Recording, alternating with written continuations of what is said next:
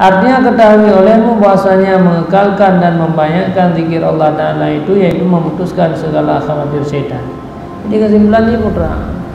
Jadi baru kita perlu batinnya menyala dalam zikir.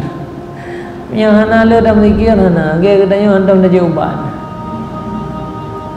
Pulih bekas hantam dah jauban, ini mungkin. Yang ke dengan melalui zikir.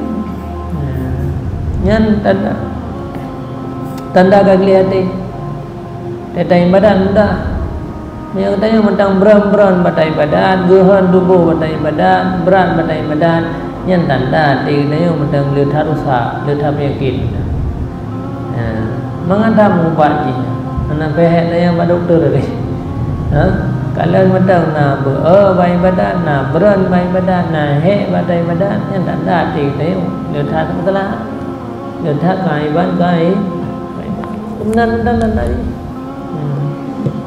Jadi ngampu ada yang apa? Boleh zikir, punya zikir hanala yang ngomongnya ada.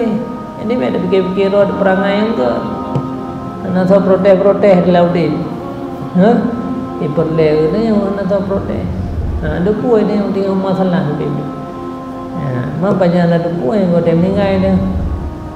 Dia meninggal dia tinggal baru ada puai wati dia tu payah selama yang dah mulai hana gapa. Masalah yang meninggal selama iman je yang ada gadah iman dah yang dia hanya tangga enteng kata ini perangai yang ganyo hanya tangga enteng sifat jahatnya yang hati hanya tangga enteng dendam bengih kurang benci ke manusia hanya tangga enteng ada fikir pun telah aman nya anak pun tenang kalau meninggal dah kalau dia meninggal laju bermasalah bengih kurang, apa sangkaan kurang. Di pada dapur dah apa yang kepada ibadah selama ada ibadahnya berat gehan tubuh hek pada bubut nyan tanda hati dia mendeng kutu walaupun hana so begah-begah tadi